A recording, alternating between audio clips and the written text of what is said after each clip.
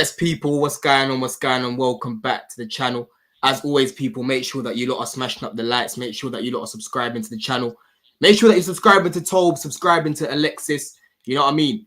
End of season show, the Chelsea breakdown. Unfortunately, Javon can't join us today, but Ads will be on shortly as well. Which be able to speak about the season, man, and how things have gone. The boys are in a good mood today because you know we've actually got Champions League football. But how you both feeling first of all, man?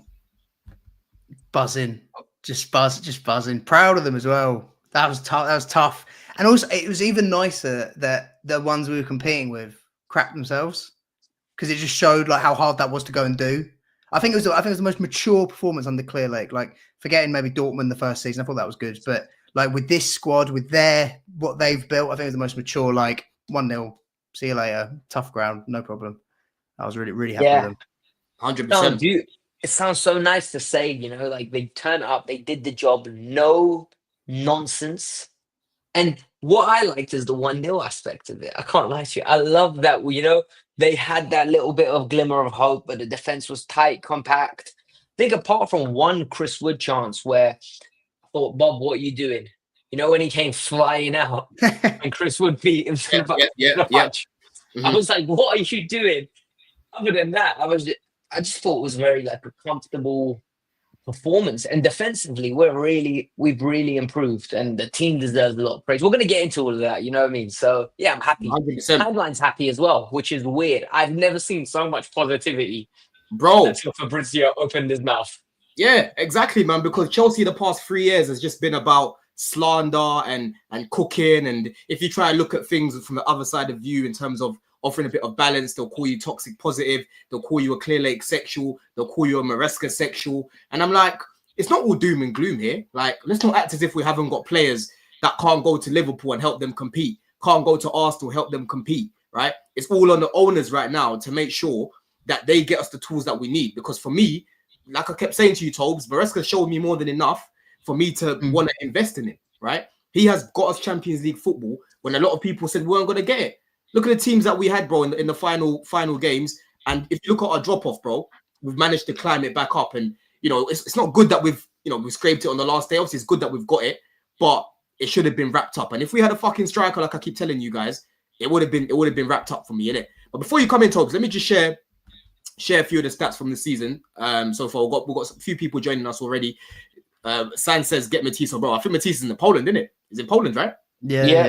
Yeah, he's going to the game. So yeah, Matisse actually hasn't been on my channel yet. So we'll try and get him on next week, man. But you know Matisse is a busy guy. You know what I'm trying to say?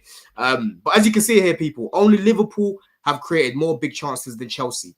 Only Man City, Tobes, have averaged more possession than Chelsea. And only Arsenal, who've got a very good defense, have conceded fewer goals per 90 than Chelsea, bro. What have you thought about Maresca in totality? Because a few weeks ago, you were saying get rid of this guy if he doesn't get Champions League. Yeah. Oh, yeah, I was my like inner Roman was with the Ipswich games, or the second one. After it happened the second time, I was like, this is unforgivable. This is my line, you know. But still, at least when it kind of settled, I was like, all right, if he doesn't make Champions League, didn't meet the expectations. If he does, he did. But what I really like about this, and these stats actually point that out, and it was from the game on Sunday, we average more possession. A lot of this season, we have dominated a lot of the games in terms of having the ball, sometimes not doing enough with it, obviously. That's been a frustration. But I really liked on Sunday that we went, Forest, you have the ball. You have the ball. We know you're not going to do anything with the ball. We know what you want us to do and have the ball so you can counter. No, you have the ball. Have the ball. What are you going to do with it?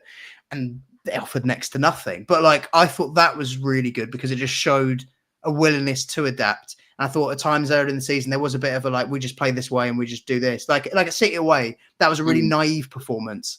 And the contrast in Sunday of like that maturity they showed and adapting the game plan, being like, you have the, even United, we did it a bit. First half, we were like, you guys have it. That's fine.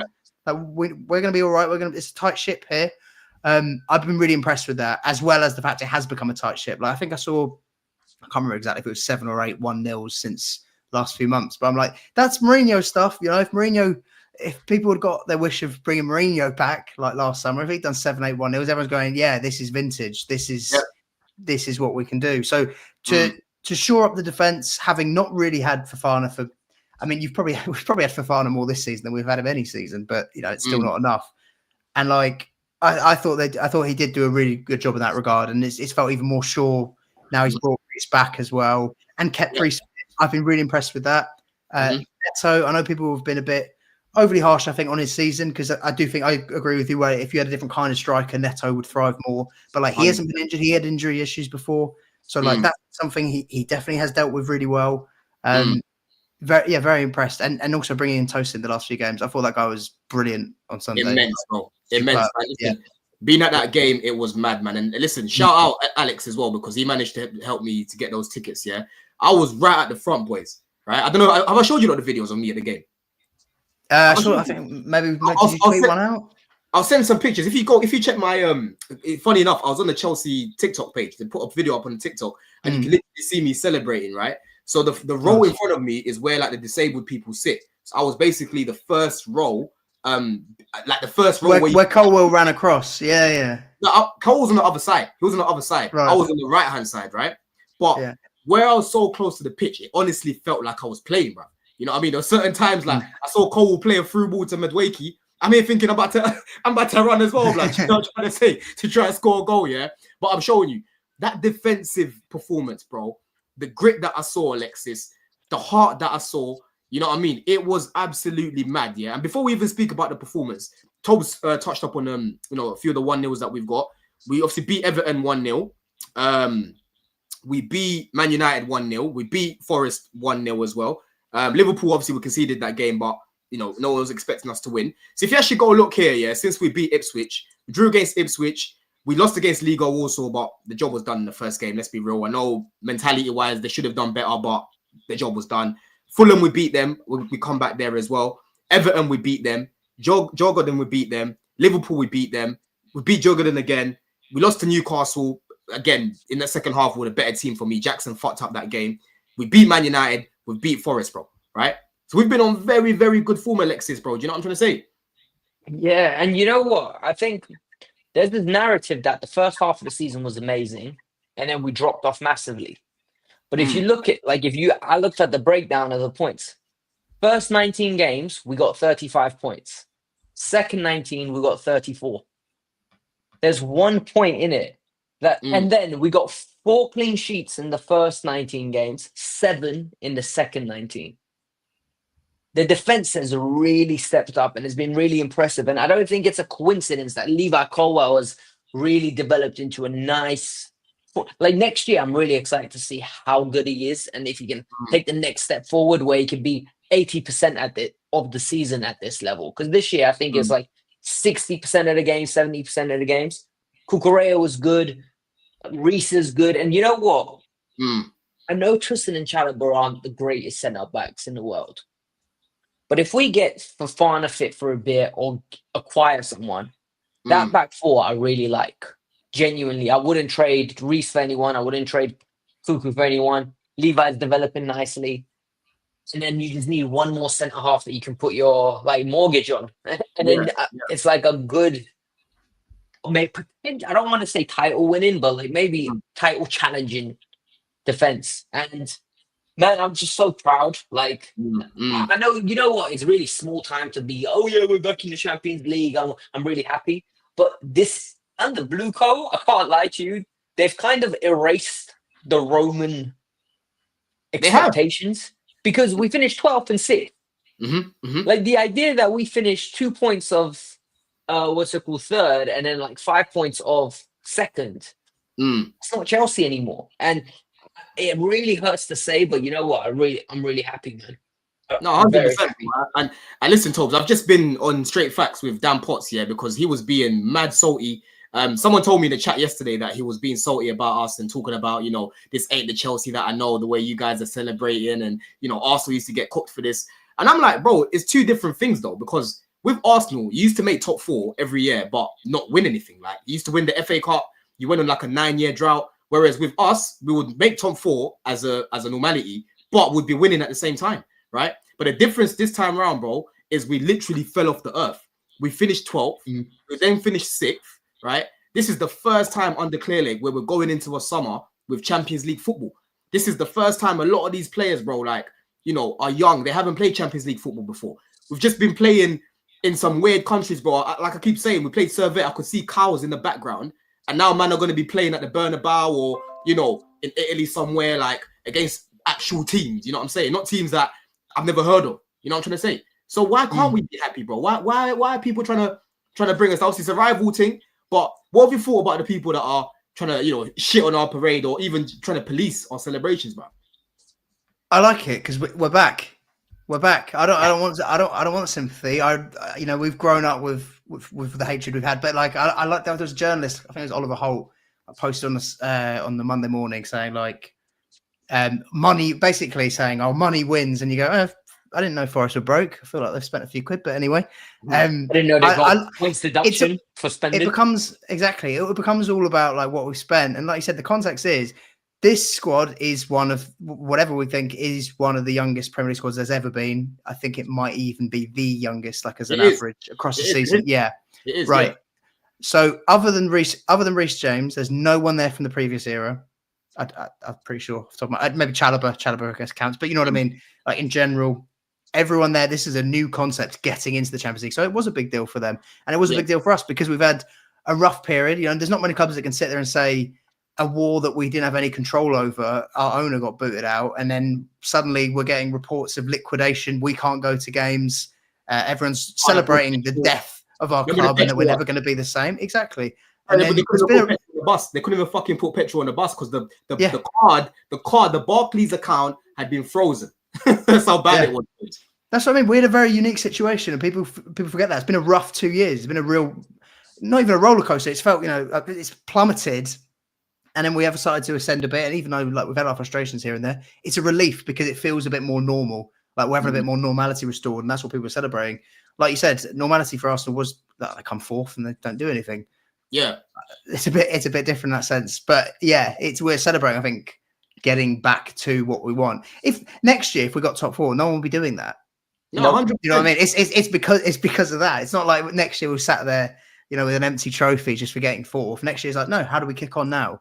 Exactly. And even if it was if Alexis, before you come in, even if like let's say we was in the top four like for a minute, right, comfortably, and we can see that we're going to get top four from ages ago, we wouldn't celebrate the way that we did. Yeah. But it was a relief, Alexis, because look at the last games that we had, but we were the least favorite to get it. Out of Villa, Newcastle, and that, everyone said, "Yo, Chelsea aren't getting it, bro."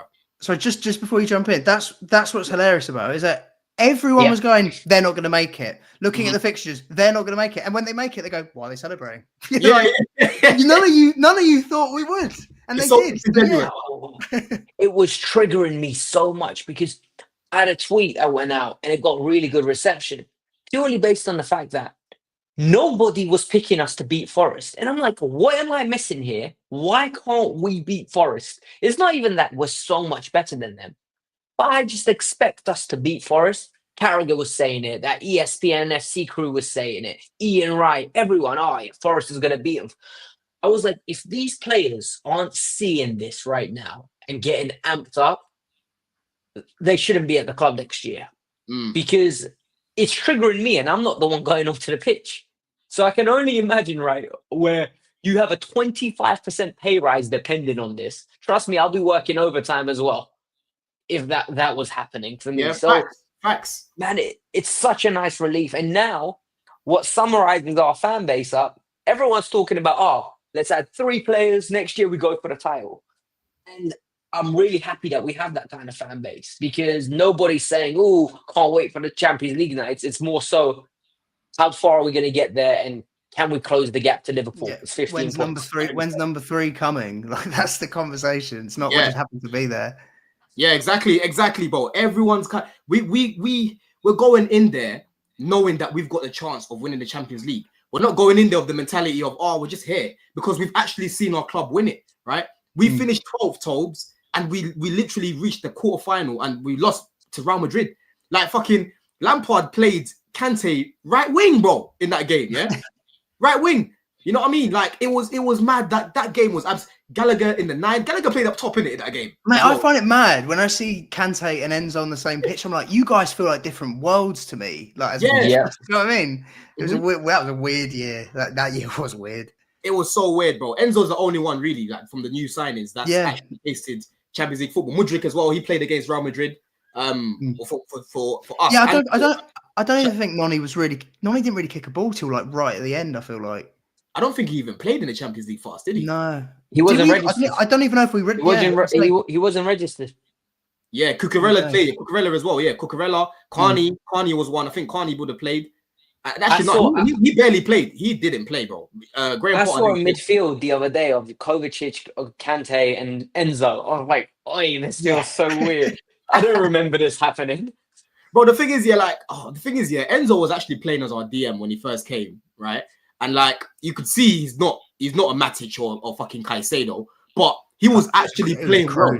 He was playing very well, bro. Like for me, every time I would speak to rivals, as badly as we were doing, they were like, bro, this Enzo Fernandez guy, he's a baller. Like, who's that? Who's this guy? Like he can actually ball out, right? But the issue we had was the goals in the team. We had no goals, bro. Like I would go into every weekend, even talking about this is mad, yeah, because bro, I was going Liverpool away, fucking Leicester away, finishing 12th, and that Leicester we won in this kit. If you guys remember 3-1, mate, that Enzo got a great assist in that game. Yeah, didn't he? Yeah, the little dink that he did. Who scored in that game? Kovacic. I think did Havertz score? I think Chilwell scored on the volley and gave it to Leicester. Yeah, I think he did. I think Chilwell was. I remember we won 3-0 because what's his name? Daka scored for them. I think it was 1-1 he scored. But yeah, that was interesting, bro. It was interesting. Felix, I think was it Felix that scored that game? No, I think he hit the post. Nah. I remember. Felix always hit the post that year. I think it was Havertz, Chilwell, and Cover. But that season was long. I remember I went Forest away on New Year's Day. The contrast in that game to this one, like Sterling scored off his knee. I think the ball hit the post. Oh, that game was awful. Yeah. And there was no trains back, and I didn't even realise. I was so hungover from New Year's Eve, and then I couldn't get the train back, and I had to book a travel lodge last minute, like far in Nottingham. It's horrific. But yeah, that season was horrific. Nah, it is, man. It is, bro. And listen, we're not treating the Champions League as if it's now a trophy because, again, this is just business as usual for Chelsea. But what do you think that this now means for us going forward, Tobes? Like in terms of the transfer window and attracting these players, do you think it's going to make much of a difference, bro? I think it makes a huge difference, not just because we're in Champions League, it's because we're not in it. Like I think if Chelsea had not been in Champions League for a third season running, people start to get players as well, and agents start to go, maybe don't touch them, maybe don't. Like I think that's the kind of territory we were getting towards. Like you miss 1 or 2 years, people go, all right, they're in a bit of a weird period. They got a young squad. You miss the third year, people suddenly go, wait for that one. Whereas now it's like, okay, no, they're getting back to normal a bit. Like they are on the cusp of. Keep improving. They should, in theory, still improve all these young players, and there's some good players you want to play with as well. Like, why wouldn't you want to play with some of the players that we have for sure? So, I think it was so imperative. I think that's why everyone was so stressed this season, and there was that relief as well because it felt very make or break for the ownership. It felt make or break for a lot of different reasons. I think. Yeah, 100%, bro. Have you seen the pictures of Bowley? The way he's hugging Reece. That was class. Yeah, I love that. Absolutely love that. Boy, yeah, that's such an American PR thing because in the NBA, the owners come onto the court at the end and they're hugging their players. Like we're all in this together. But really, that hug was thank you for that 100 million. You don't know how badly we needed it. Yes, 110%, bro. It was, but it's funny because I was filming them at the end of the game. Obviously, they came to us and that. Yeah. Then, like as I'm filming, I just see Bowley hugging Reece. I'm like, wait, oh shit! Todd Bowley's there, bro. It was mad. It was mad, man. But Alexis, what do you think here that these guys now need to do with Champions League football, bro? Because there's no excuses for me. There is no excuses for me, bro. Do you know what? I'm going to be honest. So there's a list I think the three of us would agree on, right? We want the proven players of, I want the Victor Osimhen up top. He just fits the Chelsea mold, the shithouse striker, good in the air. The problem is I think they have their list. And I think they're going to double down on their list purely based on the fact they wanted a Duran last year. Everyone halfway through the season was like, we should have got Duran. Everyone said we should have got Samuel Marodian. So I think the three strikers is Sechko, Hugo Ekitike, and Delap. Yeah. I think Delap is their first choice. They're waiting for that decision, and then they're going to pivot off it. That's sad. It's underwhelming. I thought if we get Champions League, we'll get crazy links to Gyökeres, to Osimhen. Doesn't look like it. So now they're going to do it their way, and let's hope they do it their way properly. Because at the moment, it's uninspiring. Still, it's still uninspiring. because the names are the exact same names. I hear it, but then at the same time, yeah, like for me, going into any window and just looking at names and saying, oh, you know, this ain't good. I think that's a narrow way of viewing the game for me, right? Because if you look at, for example, Giroud, a lot of people were doing the same thing, Alexis, right? A lot of people were doing the exact same thing with Giroud, and I was even saying, for me, when I'm watching this guy, bro, Chelsea should sign him. I had no idea. I didn't even know this guy played for Villa when I saw him getting linked to us in January. Because remember, we tried in January to get this guy. That didn't happen. I'm like, who the fuck is this Giroud guy? I done my research on that. I said, yo, this guy can slap a ball. We should bring him. They told me, no, you're deluded. We need a bigger name than this. All of a sudden, you know, he's coming off the bench. He's scoring. He starts ahead of Watkins. Oh, Giroud, we fumbled, right? So that's how you got to think about things as well. Sometimes it's not always the big name that's going to surprise you, bro. Look at Palmer.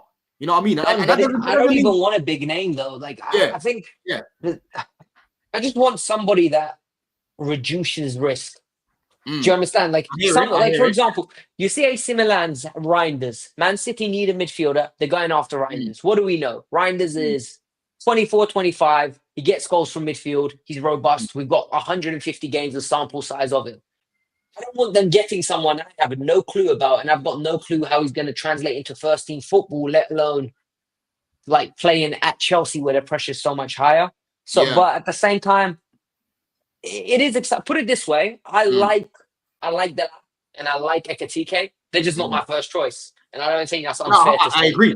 I agree with you, bro. And the reason why I said what I said is to make conversation, right? Because for me, you're spot on. Like, they're not my first choice. Simon Phillips yesterday, he said Chelsea are after 2 strikers this summer, as reported on the site months ago. Delap and Ekatike, the most worked on. Sesko's there. They're contemplating moving for Osimhen again, Tobes. Plenty of work going on. Situations changing daily. Chelsea want at least 1 new striker for the Club World Cup. And then after that one as well, Kieran Gill. So Kieran Gill works for the Daily Mail. He reports specifically on Chelsea. He said Chelsea are now set to accelerate talks with their targets, and there remains a desire inside Chelsea to stand by their approach in buying and then nurturing the best young talent in the world. Sesko, Delap, and Ekatike are the striker targets. So, Tobes, if we was to bring in, let's say, a Delap, because it looks like he's kind of leaning more towards us because of big football, and then you add, let's say, an Ekatike to that as well. Sorry if I get my words out. Would you be happy with something like that, considering you're buying 2 strikers who are on the come up? They're on the come up. They're not complete, you know, sort of project, but they are on the come up. Would you be happy with something like that, or would you rather just go for 1 main striker?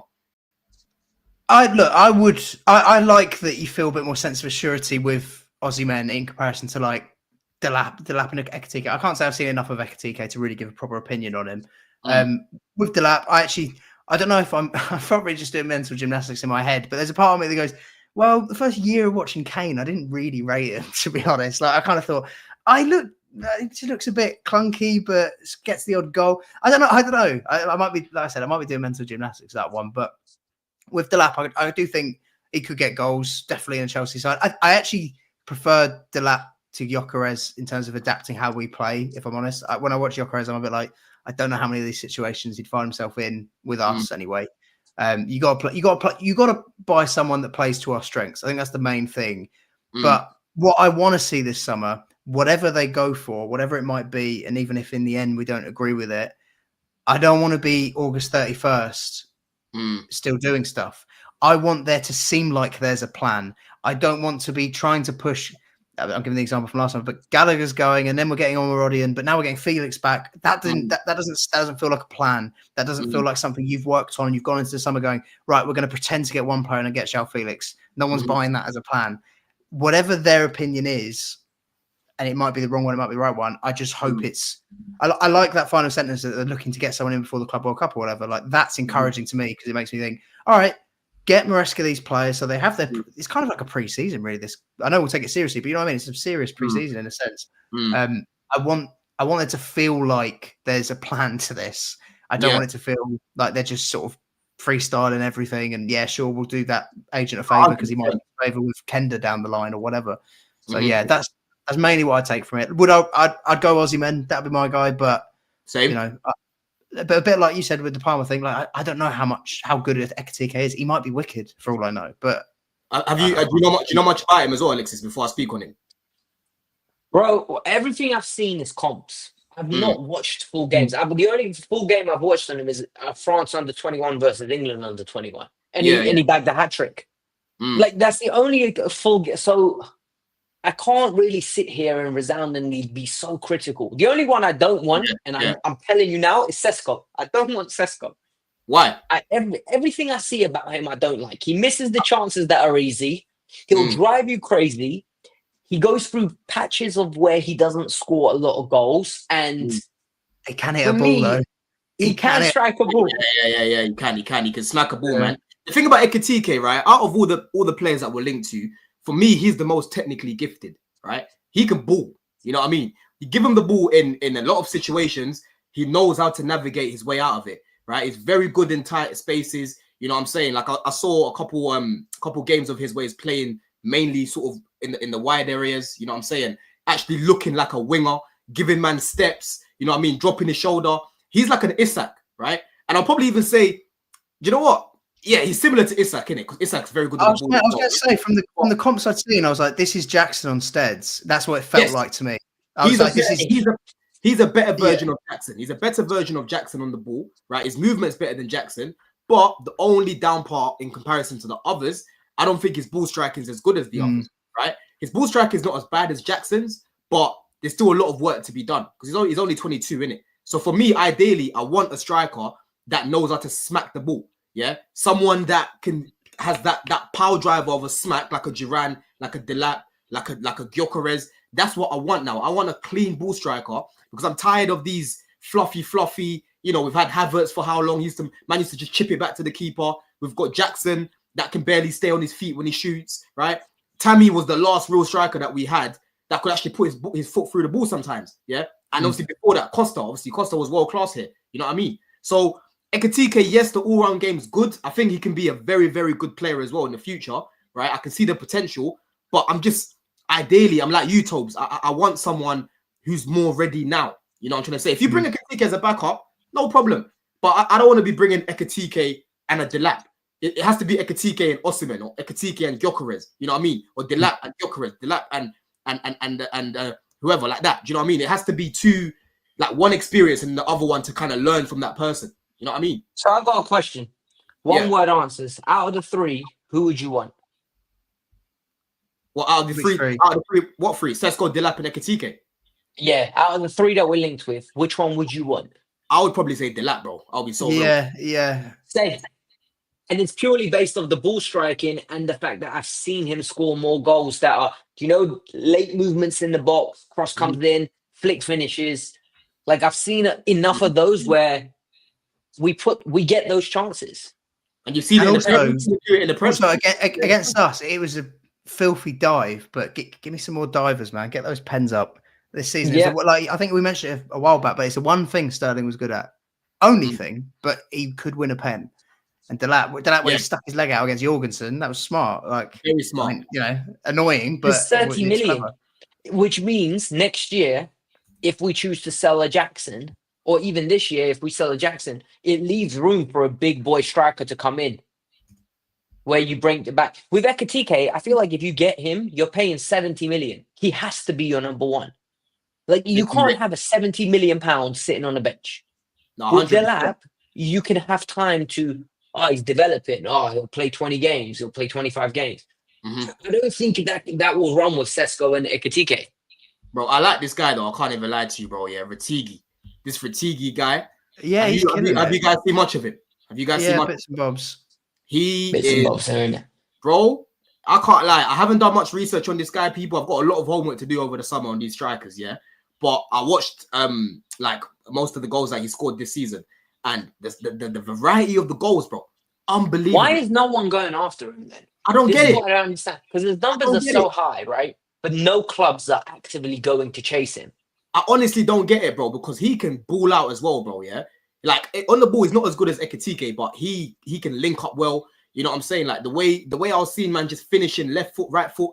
You don't even know what foot he is because he's so two-footed, right? Headers, you know what I mean? In the box, he basically reminds me of Suarez. He reminds me of Suarez. The variety of goals I was seeing from him is like a Suarez. He's very tenacious. You know what I mean? Like he's a very, very good. From what I was seeing, those goals that he was scoring, bro, they were good. Because, you know, usually you see some strikers, if you watch the goals that they've scored, you see a lot of the same goals, like, you know, tap-ins or, you know, good movement and that. You can never put them down. But when I see strikers scoring a variety of goals, that's when I'm like, bro, this guy's got an IQ because he can deal with so many different situations and find a way to score. You know what I mean? Mate, that's what worried me with Gyökeres. When I was watching it, I was like, every time he's on the left, he kind of comes in, or it's like on the break. I'm like, I need something different. Like, I need to be looking at different kinds of goals here. Like you said, you do need that. Another one I always think though, like I'm surprised no one's ever linked with him. Maybe he's just happy there. Is Lautaro at Inter? I'm like, there's no He's one impossible. even tried. Toes. The money he's on, you're not getting him out there. Like I didn't know. He's on 200. He's on 250k net. It's what Osimhen wants. See, look, this is what people do now because I've said Retigi reminds me of Suarez. He's gonna start saying I think he's better than Suarez or I think he's as good as Suarez, bro. You know what? You can compare players in terms of their style. Yeah, I did that a while ago. I said obviously Alexis, you're a big fan of him, but I said Kvaratskhelia. I was like, he's the Messi of Jack Grealish's. Do you know he is the Messi. You know what I'm saying? Yeah, you know what I mean? Like he plays like him, Messi, but if he was like incredible at what Grealish does, like he's like it's just comparing their style of play. Like Suarez, if you actually watch this guy, he scored a lot of different types of goals in the box. I mean, when I look at Retigi, he doesn't look like a tall frame. He looks like he's not short, but you know, Suarez wasn't the tallest. Suarez actually wasn't that small, you know. I think he's 6 foot. I think Suarez is 6 foot, bro, or just under. You know what I mean? But yeah, no, Kane used to score a lot of different types of goals as well. You know what I'm trying to say? But yeah, I'm just talking about Delap does have it. When I was watching this, do you know what I really like at the moment actually? Is when it says like last 60 shots. That is I think that's better than watching a comp for me. Like a striker now. It's like it's such a good indicator. Because you can tell it's been strike a ball. And for me, that's so important out of a striker. And Ekatike's one was that was underwhelming. It was quite underwhelming, wasn't it? Yeah. I really miss someone that could just slap a ball because we're lacking it in our team at the moment. Yeah, we need some screamers. It's the same. Like they're especially when you've seen about Sancho supposedly being sent back from what's reported anyway. They're definitely getting a left winger. Great segue. Told. Let me read a few quotes here. Big up Benjamin for this as well. It says Maresca on Sancho's future. Tomorrow we have the final, and then the next 24 or 48 hours we'll talk about the future. But no decision has been made on Jadon or any other player. And obviously we've been seeing a few rumors from that Miguel Delaney guy, bro. He's not the best source, you know, talking about we're going to send him back now for 5 M's. What would you guys think about this, man? Tobes, like, you know, do you think it's the right thing to send him back, or would you keep him, bro?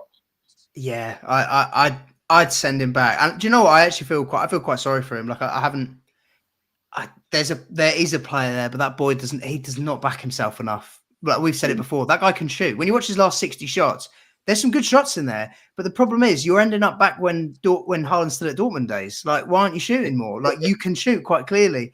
You have enough skill to beat a man clearly, but why do you go backwards and play it safe? Like, he doesn't back himself enough. And I thought if there ever was a time for it to come out, like it kind of did at the start of the season a bit, but I don't know. I just think you could do more with that money than Sancho personally. But it's a shame really, because he's clearly talented. It's just he needs to get that confidence from somewhere. For 25 M's though, for 25 million, Tobes, like you're talking about a guy that's basically never injured. You know what I mean? You're talking about a guy that's actually got experience, right? You're talking about a squad player. He's come in and done what I expect from a squad player. I get that, but I'm talking like that 25 is added on to a 30-40 to make a 60 play. That's what I'm saying more. You know what I mean? And Don, the simple way to look at it is you're keeping Neto, you're keeping Noni over Sancho, in my opinion. Like Neto's not going anywhere. You're keeping Noni over Sancho, right? I think all of us here agree. Yeah, Esteval's coming and they're getting a left winger. So the question is for you, do you want a Sancho or do you want a new left winger? That's the way I'm looking at it, because there's just no point to keep Sancho, especially because we don't play him in the 10 where people say he could work. But I just feel like, thank you for everything you've done this year. You've been a useful player, but you're just not of the level where we want to get to. Yeah, now for me, I think for 25 million for a squad player, bro, like this is a guy that when you're playing against low blocks, he knows how to unlock a low block, bro. He makes those little smart passes.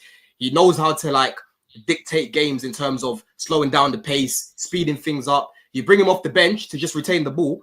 he'll be good at that, bro. Like similar to like a Grealish. Yeah, you just ask him, yo, Sancho, you come on, yeah. The game's going a little bit ping pong right now. Come on and just help to control the game. Sancho can do that, right? The goal is cool. He needs to shoot more. But to be fair to him, second half of the season, I have been seeing him shooting more, right? And there's been a lot of chances he's created this year where I'm like, if we've got a striker, this guy's a lot better for me. You know what I mean? We talk about this with Neto. If Neto had a striker to aim for, he'll be a lot better.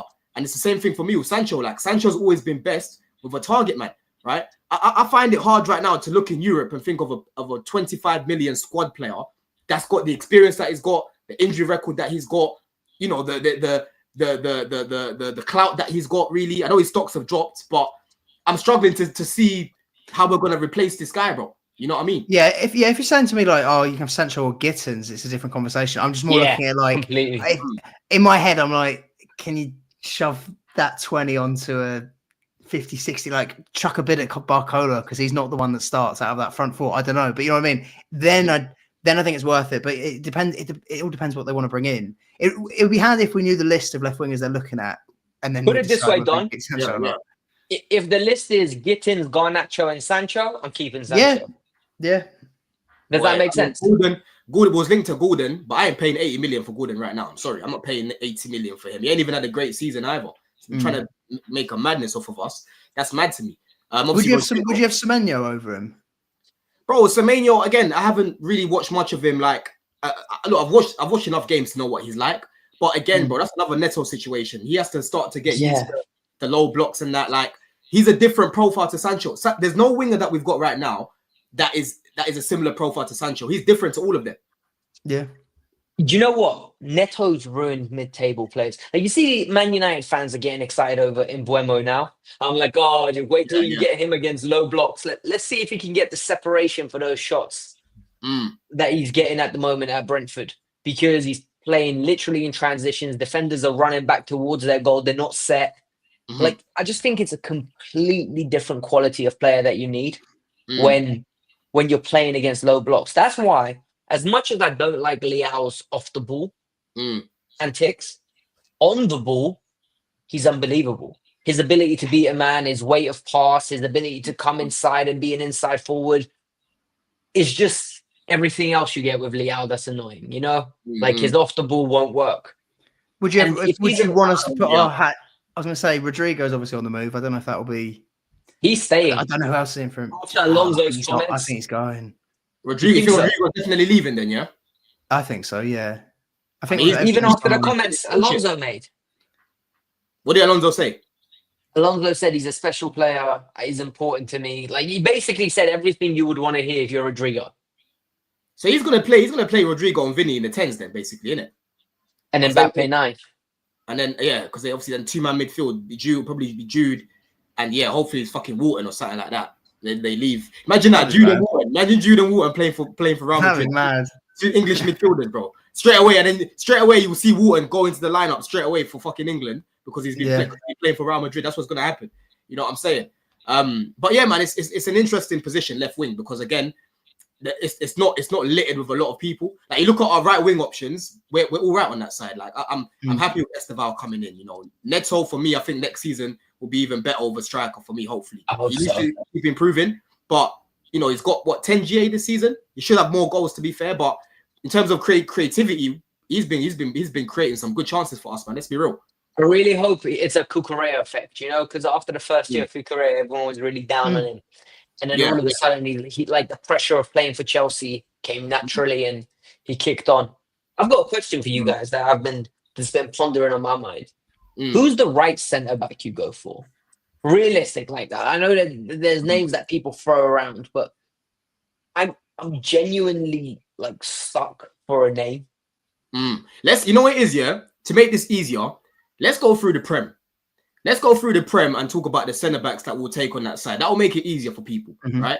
So let's start off with, obviously, Arsenal. We can't take any centre-backs from them. Let's be real, right? I'd love to go and get a Saliba, but that's not going to happen. Or Gabriel, that's not going to happen. And then you've got, obviously, Liverpool. We ain't taking any centre-backs from them. Man City, what you lot say? Would you take any centre-backs from them? So, I was going to say, I think they might sell Stones this summer, but that guy's done. No. Read it. Yeah. And I would take Gvardiol, but they wouldn't sell him to us. Nah, Guardiola, bro. Listen, that nearly happened. That nearly happened, man. But the thing is, if we put him in, funny enough, we would have lost Colwell at the time, innit? Yeah, Most probably. Would have lost Colwell. Right. So about Newcastle. Newcastle, would you take any of their centre backs? No. No Shaw, no Botman, none of those guys. Maybe take Botman, but I don't know if I'd be like certain that I want him starting as well. You know, I wouldn't be that certain on him.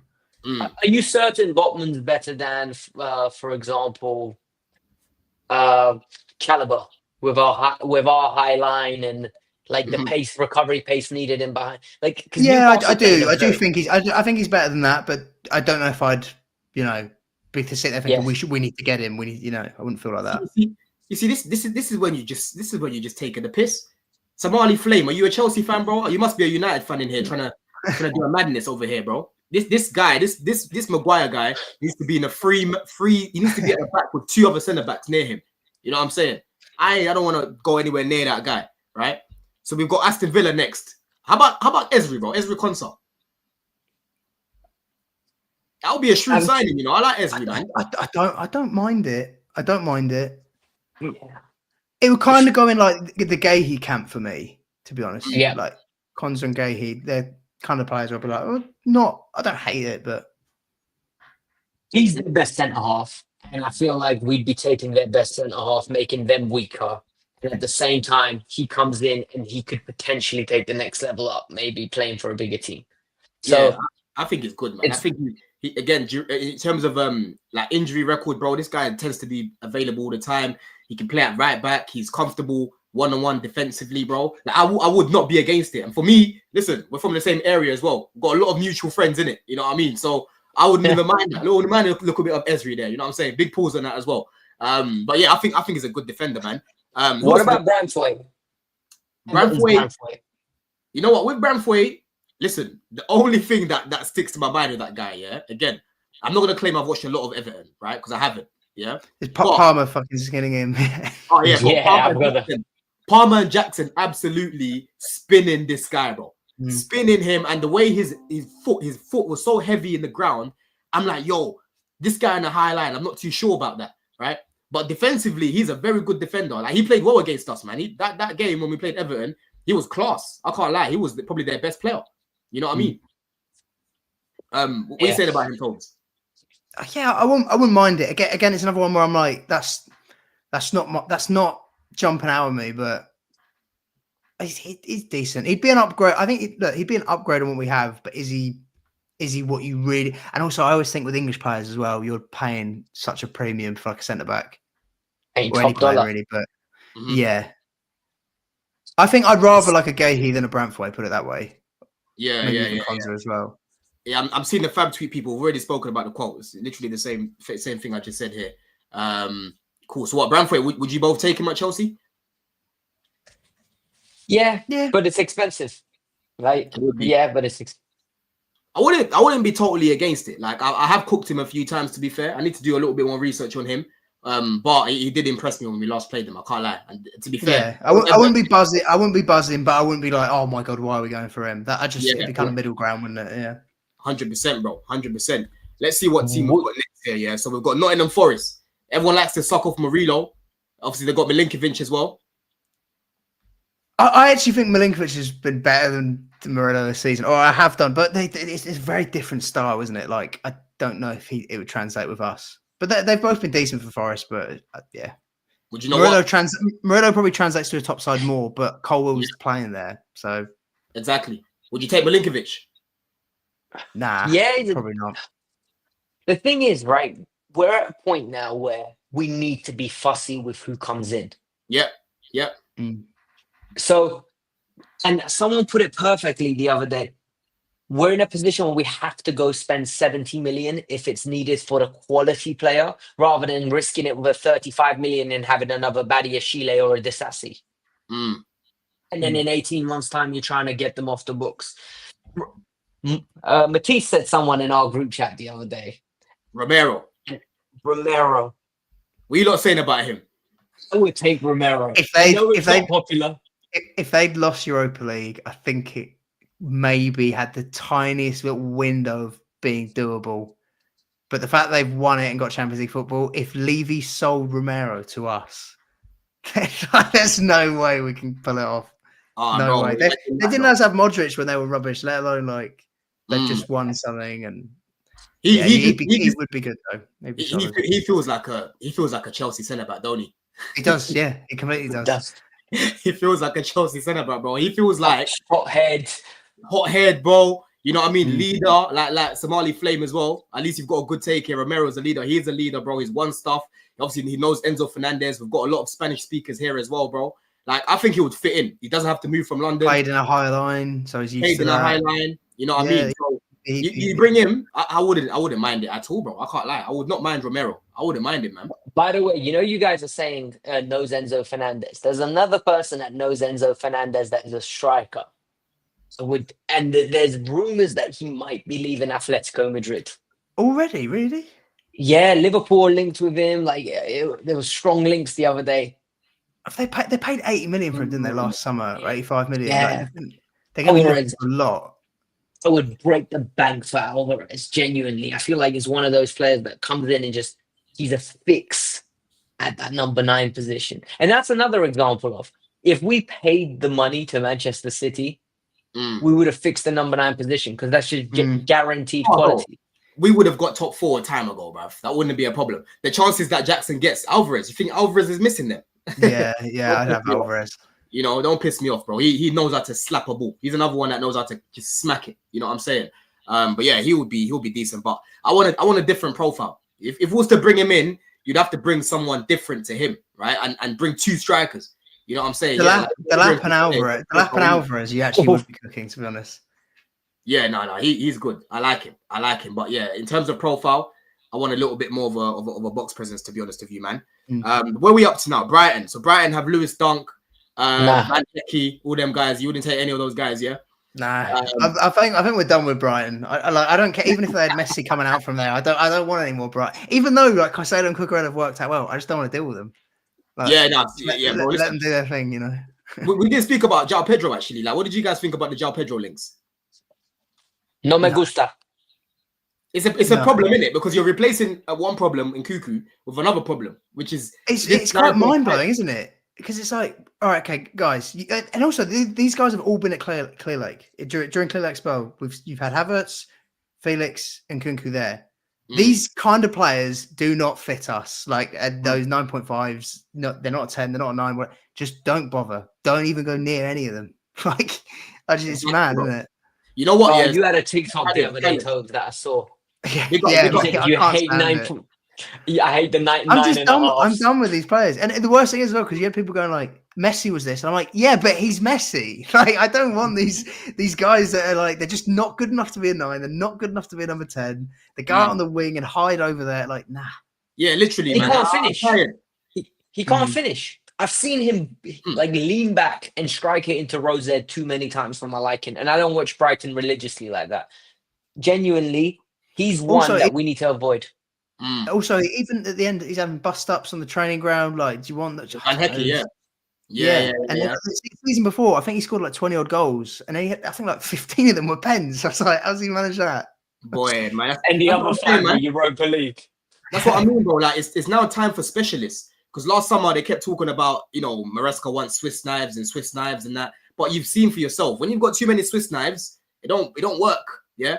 Sometimes you need the tool that can do the job. Yeah, and is a specialist in that job, right? That's exactly what we need to be doing this summer. Don't be bringing me too many guys that can play here and play there and play there. If someone's versatile, great. But bring me someone that's actually knows that left wing position. They've been playing there basically their whole life. They know the striker position. They've been playing there their whole life. They can play that position with their eyes closed, right? Big up Kalis for this as well. It says, bro, so you now don't care about heading the ball. Delap can't head the ball. Bro, I literally had an Ipswich fan on my preview, and I spoke to him about this in terms of Delap and the heading. And he said, bro, we don't really see much of it. We don't really cross the ball into him like that. We don't really create many chances where it's in the air. So it's hard for me to really judge what he's like. That's what it is. That's what it is. It's the chance. I also think, right? No one's asking him to be the second coming of Tim Cahill in the air. Do you know what I mean? Yeah. There's no such thing as a player that's the perfect 9 that can do everything. Yep. I just want him to be average heading the ball. His ball striking is good. You know he can finish. His movement's decent. Like, I think these days we're looking for the most perfect solution, and those perfect solutions don't exist. Don't exist, Like man. Luis Suarez is a once in a generation talent. Aguero's once in a generation talent. Yeah, Drogba. Like Drogba he was the ultimate 9, like genuinely. I think he is. When you said about there's no like, I think he was the most rounded. I can't think like there wasn't like really anything weak about him. He'll do a backflip, create assist by himself, and you're like, how does a guy that size do that? Yeah, that's what I mean. People thought it was like just a target man. You're like, no, the feet he had as well, nuts. Yeah, no, it's true, man. And listen, big up Markin for this as well. It says we just need a chaos merchant in the box, bro. Someone to occupy and cause a mess in the box. Palmer, Enzo, the opposite winger, can then pounce, bro. That's what I want next season, man. When I used to watch Man City in their pomp, yeah, they used to create chaos in the box. They used to create chaos. So you're looking at teams and that. You know when they pan to the defenders or the other team, yeah, when you get a corner and you can see their faces, they're getting red. You know what I mean? They're looking scared now and whatnot because you're constantly applying pressure. Yeah. Man City used to go to Sterling, go to Sane, to whip it across the box. Kyle Walker, whip it across the box. They're taking shots from outside the box. David Silva, De Bruyne, all these men trying to shoot, create chaos. Before you know it, the keeper's pamming it out. Someone gets a rebound. Yeah, that's what we need to be doing. That's how you beat low. You can't always walk it in. Sometimes you need someone that's just gonna take a shot. Yeah, that's one thing that I'll give Felix, bro. Felix is one of the players that would really just take it outside. Hey, we're 2-2. Have some respect. We're 2-2 over there. He knows it's time to earn a new contract. He's got 2 goals in 2 games at Milan. Oh, fuck it. He's another one that's going to be gone this summer, isn't it? Maresca does not like that guy, man. Him and Vega are gone. They're gone, bro. You know what I mean? But yeah, we definitely need more players that are like. That's what I'm looking. I'm so looking forward to Esteval coming, man, because this guy, yeah. I don't speak about a lot of players at this age like this, bro. But honestly, this kid is so talented, so talented, bro. Right? We look at Rodrigo now. We look at Vinny now. These guys at Real Madrid. They weren't able to beat Neymar's best GA, bro, in Brazil.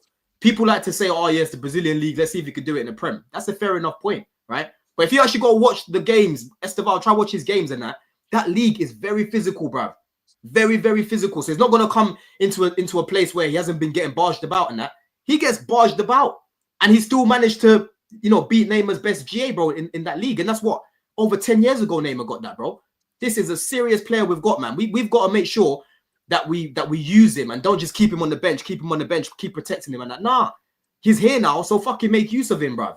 I think the balance needs to be right, and I think as long as the players he's got in front of him will give him a chance. He hasn't got, for example, a Rafinha and a Yamal in front of him where they're going to play majority of the minutes. He's got Madueke and Neto in front of him. They're going to go through a bad spell, and you're going to get your chance. And you know what? Tobe said something really interesting that he hopes we get our business done early. We need to, because we've got 20 players that we need to get out before the window closes because they've got no future. Like, I've got a list in front of me. Brozier, Gilchrist, Sanchez, Badiashile, KDH, Nkunku, Datro Fofana, Disasi, Felix, Ogochukwu, Sterling, Chile, Kepa, Viega, Wiley. Oh, no, he's gone on loan again. He'll go on loan again. The club really like him. The club really like Wiley. Amugu, Giu, Carney, and Washington. None of them will be in the squad next year. For better or for worse. I think Gaio could be. I mean, alone we're doing well, but you know what I mean. I wouldn't be shocked if he was like. You might say Gaio. Yeah, you know what I mean. I'm trying to think. I think that list. Who else would be like knocking around? Do you know what? And that sounds like this would be one of the biggest heel turns ever. But I wouldn't be surprised if Bob is now the backup keeper. Let me read the super chat. Because Tobes couldn't even look at the camera as he said that. Yeah, and listen, people. I thought he ended the season quite well. I'm not even. He did. Don't worry. No, injured Bob could be our number one. Injured, that's what I'm saying. All we have to do is snap his arm every few weeks, and he looks alright. And listen, we've got 205 people watching right now. 0 promotion. I literally just set this up like last minute, right? So make sure that you lot are smashing up the lights as well. One-way ticket. Big up for the donation. It says, do you guys see Esteval as a 10 or a right winger? If he prefers 10, do we need to look at a right wing also? Also, do you think Sanchez is acceptable as a backup to Petrovic? Just to answer your first question, bro. For me, I look at Esteval more as a right winger right now. right? I think when he starts to bulk up a little bit more, you know, get a little bit more physical in his body and that, because bro, he's only 18. Go look at what Saka looked like as an 18-year-old, and now the guy was been eating some eba, you know what I mean, and some fufu, you know what I'm saying, and pounded jam and all of that stuff. So Esteval, when he comes here, I need to feed him some Zambian food as well. Then maybe he can go centrally. But for now, right wing for me, man. Right wing for me. He has to stay there. When I've seen him playing in the 10, he looks a little bit flimsy over there, innit? He looks all right, to be fair, but it's just the physicality that I'm a little bit worried about. But on the right is where he needs to go, man. He's not the quickest guy, but he uses a lot of skill. You know what I mean? He uses a lot of flair to beat players, bro. You know what I mean? He's a 5-star skiller. Don, one more thing I want to add. He'll play where he's told. Yeah. I'm not having an 18-year-old come in and his agent talking all this rubbish about, oh, we have to play number 10. You'll play where you're given, right? I wouldn't be surprised if he's left wing. I genuinely wouldn't be surprised if he gets played left wing. He came the other day at left wing. I was going to say the goal he scored with the step overs on the left. I was like, okay, like you can do both sides. And the thing is, like with Esteval as well, I was saying this in the group chat the other day, right? As a young player, when you come in and you want to get trusted by a manager, you have to show them end products, right? Because they have to look at it and think, right, why should I start you over an experienced player? Because if you get in a position to score or to assist, what are you going to do in that position? Are you going to fluff it, or are you actually going to have some end product, right? And for me, Esteval, even though he's 18, he has end product. You know what I mean? I'm not really looking at his age right now. I'm looking at the quality that he brings. You know what I'm saying? You look at Savinho, for example. This guy's got all the tricks and flicks and that, but what's at the end of it? His finishing is terrible, bruv. Terrible. Shocking. You know what I mean? It's terrible. He's finishing so bad, right? And creativity-wise as well, he creates fuck all for Haaland, bruv. You know what I mean? Esteval is a better version of my man. You know what I'm saying? So we honestly need to make sure that we nurture this guy well, but we need to give him the minutes. I don't want to be talking about this guy the way I was talking about Gil, you know, this season. Our Gil was not really playing. Esteval played. I don't think that will ever be a situation purely based on the hype around him. Like, you need to remember, Gil's, I think, played 3 or 4 games for Barcelona, right? Yeah. There was this kid's a Brazilian international. Yes. Like, he got called up, didn't he? He's already played 3 games. Like, he's played, I think, a season and a half of men's football. I genuinely think he'll be brought in with the expectation of, Enzo, this is your first team player.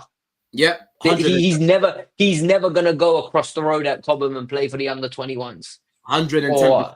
And let me tell you something as well. Yeah, when it comes to players like this, you're gonna see how many people are really gonna start to say, Maresca, overlap the fullback. Yeah, because when I'm watching Barcelona and I'm watching Yamal, I barely see Koundé running past him. Koundé just gives him the ball and lets him cook, and you see him cook and run past someone, and it's a goal. I see Rafinha do the same thing, but here we always have to babysit the wingers, right?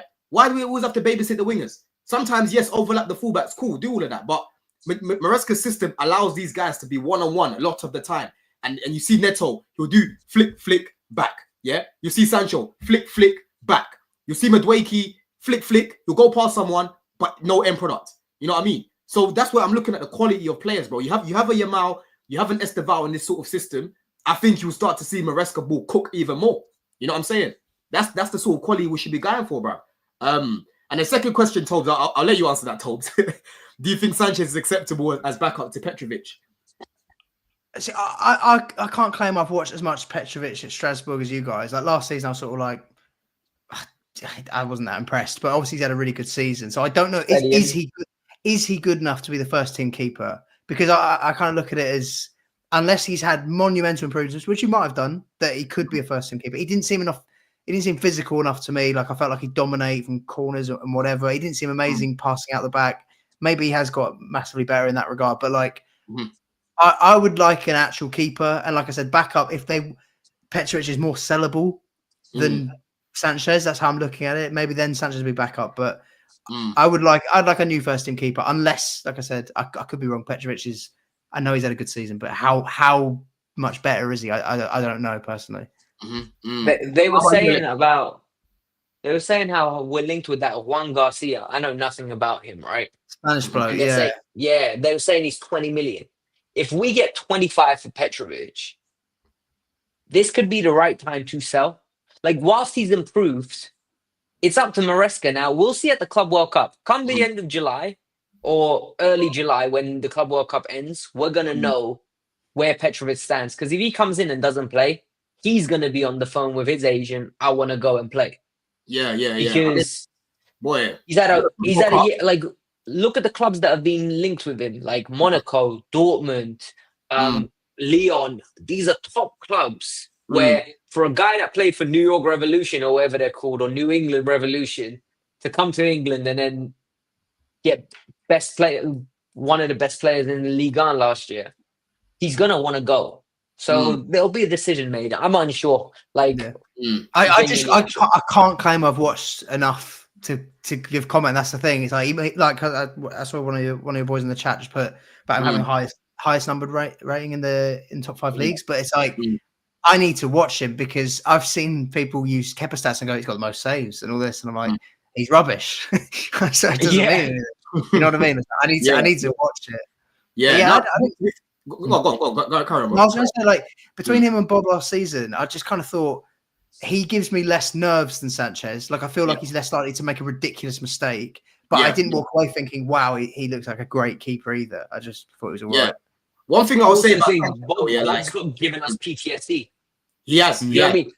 So, like, no matter how good he does, I'm always worried that he's going to just relapse. Yes. Yeah. Any That's seconds. the right word. Relapse. That is the perfect word, bro, because it's been a minute since he's taken his little hit. You know what I mean? The hit the last hit that he took was against Man City. And that hit was strong because that hit, had him passed out.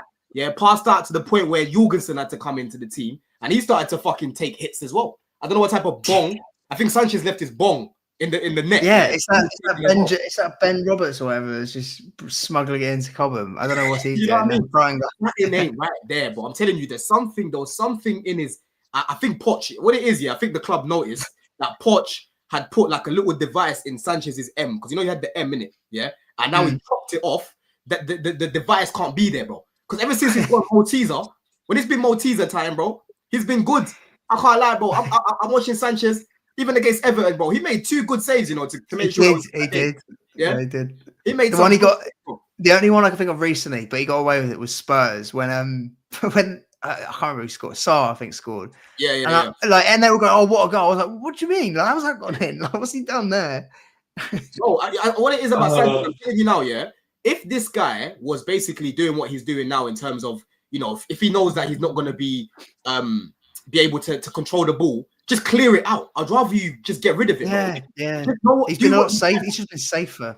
Yeah, do what you can. Do what you can. There's a couple of times like the other day where they've given him the ball under pressure rather than trying to play it and just get all jittery. He's just banging it out. And I'll be real, like as much as I want to play a keeper, that's better on the ball. For now, as he is, just get it out, bro. I'd rather you do that instead of trying to do some fuckery and then now we're conceding a mad goal. You know what I mean? And now you're embarrassing us again. You know what I'm saying? But even with Sanchez, bro, again, Maresca, bro, 3rd best defense in the league. We have the 3rd best defense in the league. How? Yeah. No, that's really impressive. That's one of the main reasons. Caicedo, bro. He's one of the main reasons why we've got that defense. You know what I'm saying? We have got a special player on our hands, don't we, in Caicedo? Like, he literally, and what I love is no one's giving him his plaudits. Like, no one in mainstream media is talking. Like, Declan Rice is not half the player that he is. But yet, on a weekly basis, I have to hear team of the season, Ballon d'Or 3rd place. Oh, can Caicedo score a free kick like Declan? Well, how about can Declan play in his rightful position for Arsenal? He was signed at the 6. Why is he turning into Granit Xhaka? Why is he trying to be turning into Iniesta and that, bro? What's going on? Yeah, get that guy centre back, man. Get him a centre back already. That's my ideal centre back signing. I said it a while back. That would be my ideal right centre back. I showed this yesterday on Blue Diaries. Yeah, big up the man them that joined the panel. Yeah, it says, look, Moises Caicedo was the only player to win possession 200 plus times, win 200 plus ground duels in the Prem. You know what I'm saying? And he also made 114 tackles. This guy has been so pivotal for us, bro. So pivotal. It's also. I saw he was top as well. Passes into the final third. Yes, it's not even just getting the ball back. It's like he's so good on the ball as well. He's not turn around, pass backwards, sideways. Like he's that guy for everything. He's not so Mikel, is he? He literally isn't Mikel. like sideways and backwards. It's Yeah, genuinely. he's wicked. He's wicked. You know what? Yeah, when you think about his best performance this season, right? It might shock you lot, actually. Actually, I don't know about shock you lot, but it was quite early on in the season. I was there against West Ham away. Yeah, West Ham away. Not his debut. What do you mean earlier this season? No, this season, Yeah, but West yeah. Ham away when he was absolutely just yamming everything up, bro. The space that man was just taking up, yeah. And he even got the assist for Jackson as well, if you guys remember. For me, that was probably his best game. That was probably his best game for us this season. He was unbelievable. It was the Spurs game. And there's one, there was one challenge, like he was left on an island and he absolutely clattered Bergwall, I think it was, or someone in the midfield. Yeah. He turned around, he gives the ball, and then he starts yelling at him, like, get up. And for me, I love that, you know, because he literally lets everyone hear him. Like, he's really grown in his leadership. You can really tell. No, 100%. I know. Think about that game as well, yeah. If you remember, he got injured quite early against Spurs, isn't it? Yeah, that's worrying. And he put out a performance like that. That was another top performance. Definitely top three. Hey, my heart sank. I'm never gonna forget when he went down, and then he was limping for the next 5 minutes. My heart sank. I was like, the season's over. Genuinely, we're gonna have to run at Mugu and Enzo in the middle. Oh, bro. I thought Liverpool away. Even though we lost, he was like something else. I thought it was awesome. And the other one was United away. We were awful, and he was so good. I know he scored in that game, but like some of the switches he was playing, I just remember him being the only one who turned up that day. He was. I think the harder bit is like where you're like, what's his worst? And I remember Wolves away, that 6-2 first half. He was like, I don't know what happened to him, but I feel like that's all I can think of when I think of. He's just been so consistent. No, 100%. Bro, against Wolves, yeah. Oh my days, that first half, he was fucking drunk, bro. Yeah, I remember we were talking tweets, yeah. I'm saying, yo, like, brother, what's Caicedo doing? Like, what were you drinking, bro? You know what I'm saying? What were you actually drinking? And big up Rants for the raid as well. Big up Zambia Donny. Big up Yash, man. Make sure that you lot are smashing up the lights. Make sure that you lot are following everyone here as well. All their social media and whatnot is in the bio as well, people. But yeah, bro, like that first half, yeah, against Wolves was just smelly. It's the only anomaly, really. Other than that, it's just consistent like throughout. But that was the only time I was like, what is going on? They're saying that you're not. I've made content. I'm having to think about what I want to do next with YouTube. Basically, I'm still making stuff on TikTok. Yeah. I think he's more on the TikTok. Yeah, but yeah, no, don't worry, man. I saw you, real gems. I was waiting for that one. It says, Don, thank you for standing up to the Chelsea haters like Hussam and football terrorists even. Yeah, they lead shows every day early on the season. You stood up, broski. Listen, that's what I'm here for, man. You know what I mean? I think a lot of people forget, yeah, what your role is to be a fan. You know what I'm saying? I feel like a lot of people online, a lot of people on YouTube, they get bullied by rivals too much. You know what I'm saying? It's like they get scared to say things because it's like, oh my God, if I get it wrong, these men are going to cook me. But for me, bro, I don't just blindly say things. I watch a lot of football and I watch a lot of teams. So if I'm telling you something, bro, it's because I've seen enough of something to believe in it, right? I told everyone that our defense is not as bad as what people try to make it out to be. And I was proven right. I told everyone Maresca is better than Poch, yeah? Look at the league, bro. We've finished in the top 4. I've been proven right, yeah? I told people about our midfield. It's the best midfield in the league for me on paper when I was looking at it, right? And I'm looking at the players that we've got. When you go break down all the underlying metrics, bro, chances created, goals scored from midfield, Caicedo, the best midfielder in the league. There hasn't been a better performing midfield than ours, bro. You know what I'm saying? I told people Maresca and his injury record, he'll help keep people fit. Look at Neto. He's barely been injured. Look at Reece James. Yeah, that's the maddest one. That's the maddest because we haven't had. Well, we've had Reece James for 3 years, but we haven't had Reece James for. You know, Reece has played over 30 games this year. Broski. Yeah, that's crazy. That's crazy. You know who I spoke about, bro. With Maresca, I spoke about Ricardo Pereira. I said Ricardo Pereira came back from a massive injury. If you go check his injury record recently, it wasn't great. Even James Justin as well. Yeah, he was able to keep both of them fit, bro. He was able to keep both of them fit, and I kept saying before as well, like. With Reece, for me, he started to break down because in Tuchel's system, he was using him as a winger, basically. And if you look at Reece, bro, that guy is big boned. Yeah, him and his sister are big boned. So if you've got man running up and down consistently, eventually their legs are going to pack up. You know what I mean? So the Reece that we've got right now, I'd rather have that Reece for 30 games than seeing the Reece bombing up and down for 2 games. What's the point? Because when Reece gets injured, people, it's never 1 or 2 games like Gusto. He fucks off for months. And you see The recently hamstring comes off the bones. Yeah, Shout out to Jimmy. Literally, hamstring comes off the bone. Like, it's yeah. You know what I mean? So listen, people, like I said, yeah, bro, if you want to, praise your players, you're seeing your players playing well, don't let these rivals get in your head and make you say, oh, you're just glazing your players. You're just doing this. You can't celebrate getting back into the Champions League. Bro, we're Chelsea fans for a reason. We're there to prop our players. You're going to have rivals trying to crash it on you, bro. And even this season or the past 2-3 years, cool, I hear the constructive criticism on Clear Lake, but there's a lot of people that have been hoping for us to fail. I'm still seeing some people right now still saying sack Maresca and that. And I'm like, we're clearly improving, bruv. Maresca's not the biggest problem for me right now.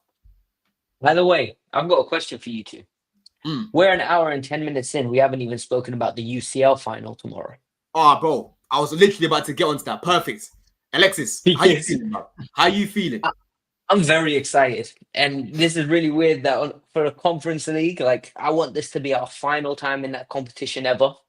Yep. I want us to literally just win it, leave it with style, and I don't want their Twitter handle to ever mention us again. I don't want to talk about Noah. I don't want to know what Kazakhstan's like. Genuinely, let's just go and win that game tomorrow. Real bet. Like, I've heard the former West Ham player that plays for them, 4-0 or something like that, he's already talking smoke that we're not the favourites and they expect to beat us because they've done well against good teams this year. So I love it. I absolutely love it. I'm looking forward to humbling all the Anthony fans that have come out now. Isco, let's see what his old body's like when Caicedo crashes him, because Caicedo gets 5 tackles before he gets 1 yellow. So yeah, I'm really excited for tomorrow's final. I can't lie. 100%, man. And Tobes, what do you think, getting Champions League now has done for these guys, bro? Do you think that it's gonna make them take their foot off the gas, or do you think that's gonna even motivate them more tomorrow, bro? If I'm honest, I think I said to you last week, like before, if we win against Forest, I don't see a world where we don't win it.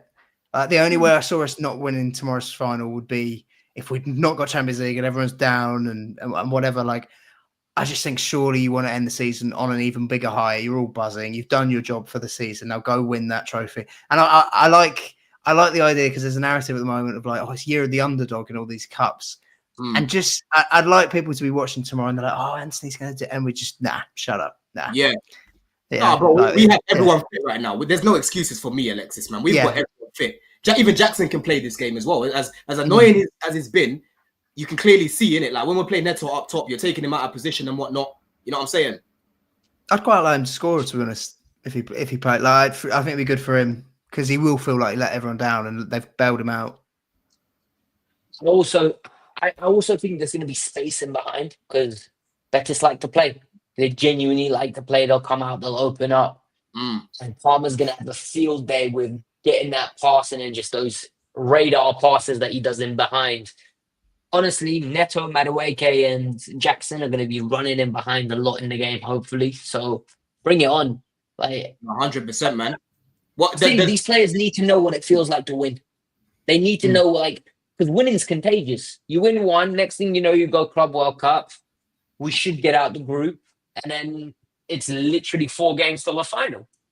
And then you can win that. And that's 4 years of me bragging that we're champions of the world. We got a star above our badge.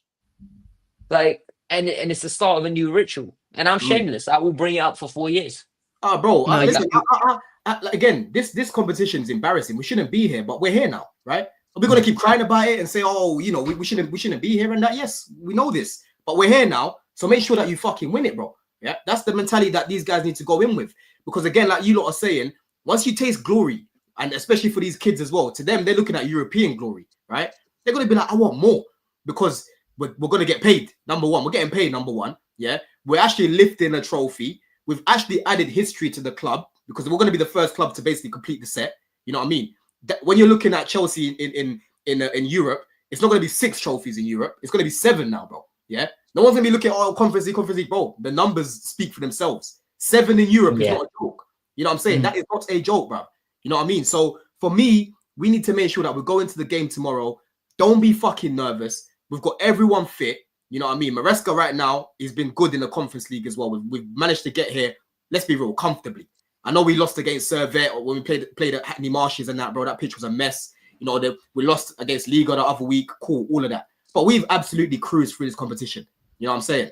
So we need to make sure that we get the job done, man. 100%, 110%, bro. But people, listen, we've got 391 people in the house. Make sure that you lot are still smashing up the lights, man. I'm going to redirect to Ziad. So make sure that you lot go to Ziad next, and obviously leave a comment in there. Say little Don Raid in there as well, people. Make sure that you lot go subscribe to Ziad as well, man. Good guy. I think he's got about 130 people watching. But make sure that you lot go there next, man. But Alexis, big yourself up, bro. You got anything coming up, bro? Yeah, guys, transfer window is the busy season for me. So if you literally want to keep up with what's going on with Chelsea, another football club, 15-minute dose. I'm your favorite YouTube dietitian. Go subscribe. It's links in the bio. I don't do live streams. You got done for that. He'll keep you guys entertained all through the coming months. But if short videos, hit me up. You'll enjoy it. Yeah, no, I agree. Listen, I'm not trying to see no conference parade either. They can do a little barbecue with family and that. They can do a little thing there about it. Keep it as that. I don't want to see a parade. Of course not. But go on, Tobes. How about you, bro? Anything coming up? I'm almost at 100k on TikTok. So if anyone wants to go follow that, that'd be nice. YouTube wise, I don't have anything for you guys. Everything's on the back burner at the moment. I'm looking in the summer. I'll get something out, but I'm just trying to think of a new approach with it, basically. Yeah, this is the TikTok guru, people. But yeah, you lot follow my TikTok as well, man. You know what I mean? Follow my TikTok. Let me plug my little thing there. It's Don CFC. If you search it up, it will come up, people. But like I said, man, this show will take you to Ziad. So make sure that you put in there a little Don Raid in there as well, people. Bless up, man. Tomorrow we must, in a bit,